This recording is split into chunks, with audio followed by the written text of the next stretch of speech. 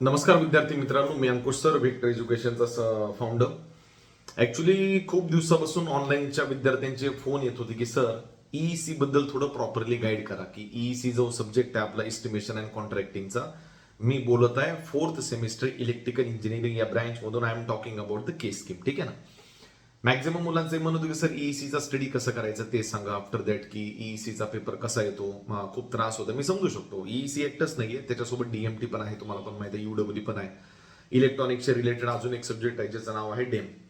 तुम्हाला माहिती आहे यांचे कोचिंग आपण घेता. फक्त ईईसी यावेळेस कंडक्ट केला नव्हता, पण पुढल्या वेळेस ईईसी पण कंडक्ट केला जाईल. आणि तुम्ही जर ऍप डाउनलोड केलं नसेल तर तुम्हाला माहिती आहे आपलं ऍप आहे व्हेक्टर एज्युकेशन अंकुश सर. प्ले स्टोरवरून डाउनलोड करा. इंजिनिअरिंग आणि पॉलिटेक्निक किंवा स्पर्धा परीक्षेशी रिलेटेड कुठलाही क्लास लावायचा असेल बिंदास जॉईन करा. ठीक आहे. आता मी थोडं पॉईंटवर येतो. प्रिपरेशन कसं करायचं. ऍक्च्युली ईईसी हा जो सब्जेक्ट आहे ना, तो पूर्णपणे रिलेटेड आहे तुमच्या पॉवर सिस्टीमशी. म्हणजे तुम्हाला जर ईईसी सब्जेक्ट जर चांगलं समजून घ्यायचं असेल तर थोडंफार डिस्ट्रीब्युशन आणि ट्रान्समिशनचं नॉलेज पाहिजे, जे आपण थर्ड सेमिस्टरला कलेक्ट केलं होतं जीटीडी मध्ये, ज्याच्यामध्ये जनरेशन पण आलं, ट्रान्समिशन पण आलं, डिस्ट्रीब्युशन. जर तुमच्या ट्रान्समिशन आणि डिस्ट्रीब्युशन आणि कंझ्युमर बेस्ड जर कन्सेप्ट क्लिअर नसतील तर तुम्हाला ईईसी प्रिपेअर करायला थोडाफार त्रास होतो. आणि ईसीचा अजून एक ड्रॉबॅक काय माहिती आहे का मित्रांनो, की ईसी मध्ये ना तुमचा रट्टा सिस्टीम कामाला नाही येणार. तुम्ही म्हणाल की सर मी जसं बाकी सब्जेक्ट पाठ केले तसं काही तर पाठ करतो पेपरला चालत जातो, तसं नाही. ईईसी असा सब्जेक्ट नाही की ब्लॉक डायग्राम ड्रॉ केली, कन्स्ट्रक्शन लिहिलं, वर्किंग लिहिली, असं नाही. याचा हा जो सब्जेक्ट आहे थोडा कंझ्युमर बेस्ड सब्जेक्ट आहे. नावातच कळतं इस्टिमेशन आणि कॉन्ट्रॅक्टिंग म्हणजे हा थोडा ऑडिटशी रिलेटेड सब्जेक्ट आहे, ज्याच्यामध्ये तुम्हाला प्रॉपर नॉलेज असल्याशिवाय सब्जेक्ट तुम्हाला प्रिपेअर करता येणार नाही. आता कसं आहे, वेळ पण कमी आहे, तुम्हाला पण माहिती आहे. एक 10-15 दिवसात तुमची फायनल एक्झाम आहे, तरी पण मी थोडी माहिती देतो, लक्ष देऊ नका. प्रिपरेशन करत असताना ना, जर तुम्ही प्रिपरेशन केलेलं नाही तर सगळेच प्रिपरेशन करत बसू नका. काय की पॉईंट्स काढा. मी एक सेपरेट व्हिडिओ ईईसीच्या आयएमपी क्वेश्चनवर टाकणार आहे, ते प्रॉपर बिट्स तुम्ही प्रिपेअर करून जा. जर कुठला कंटेंट डायग्रामशी रिलेटेड असेल तर डायग्रामला एकदम प्रॉपरली रिमेंबराइज करा. जे की पॉईंट्स आहेत त्यांना व्यवस्थित पाठ करा, सेक्शन्स पाठ करा, ब्लॉक डायग्राम पाठ करा, फ्लो चार्ट पाठ करा. राहिली गोष्ट थिअरीची, तर ती तुम्ही थोडीफार मनाने पण तुमच्या लिहू शकता. चॅप्टरमध्ये जर न्यूमरिकल्स असतील तर न्यूमरिकल सेम सेम कंडिशनचे व्यवस्थित प्रॅक्टिस करून नका करून जा, वेगवेगळ्या कंडिशनचे न्यूमरिकल प्रॅक्टिस करून जा. कारण कसं आहे बाळांनो, थेअरी तुम्ही किती पण चांगली लिहिली, पुढचा व्यक्ती मार्क दिली याची गॅरंटी कमी आहे. पण जर तुम्ही न्यूमरिकल जर सॉल्व्ह केले, न्यूमरिकल थोडा बी तुमचा बरोबर आला तर न्यूमरिकल्स मध्ये मार्क पडतात. अंडरस्टँड. जसं पहिला चॅप्टर आहे आपला इस्टिमेट अँड कॉन्ट्रॅक्ट्स. याच्यामध्ये इस्टिमेशन अँड कॉस्टिंगची रिलेटेड माहिती आहे, कॉन्ट्रॅक्ट कन्सेप्ट टाईप रोलची माहिती आहे, टेंडर अँड कोटेशनची माहिती आहे. पहिला चॅप्टर माझ्यामध्ये हा थोडा सोपा आहे, करायचा थोडा जनरल नॉलेजचा पार्ट आहे.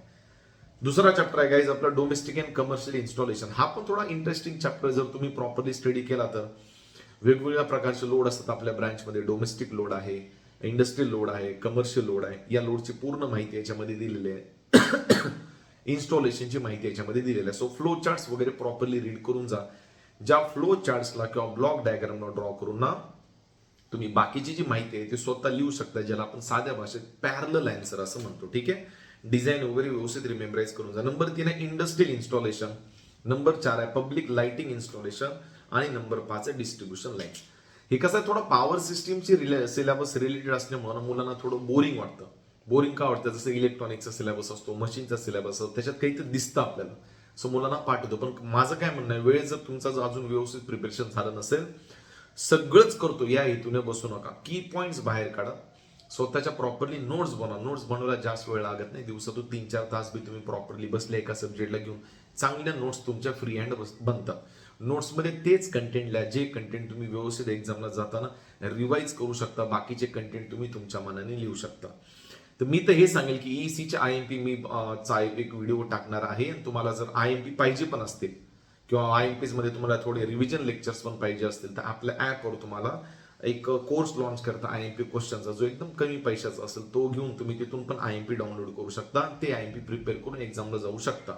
अंडरस्टँड. सो मी एवढं सजेशन देईल तुम्हाला, ईसी जर तुम्ही प्रिपेअर करताय, सगळं सिलेबस प्रिपेअर करायच्या मागे लागून स्वतःचा मूल्यवान वेळ वाया घालू नका. जर तुम्ही टॉपर कॅन्डिडेट मध्ये मोडत असाल तर हा व्हिडिओ तुमच्यासाठी नव्हताच कधी. ब्लॉक डायग्राम व्यवस्थित रिमेंबराइज करा, स्वतःच्या नोट्स काढा प्रॉपरली. एका चॅप्टरला प्रयत्न करा की 7 ते 8 पेजेस मध्ये कसं लिहिता येईल. फ्लो चार्ट्स पाठ करा, डायग्राम्स पाठ करा. त्या डायग्रामशी रिलेटेड तुम्हाला माहिती लिहिता आली पाहिजे. जरा चांगले चांगले वर्ड्स व्यवस्थित रिमेंबराइज करून जा, जेणेकरून पेपरमध्ये तुम्हाला त्याची चांगली माहिती भेटली पाहिजे.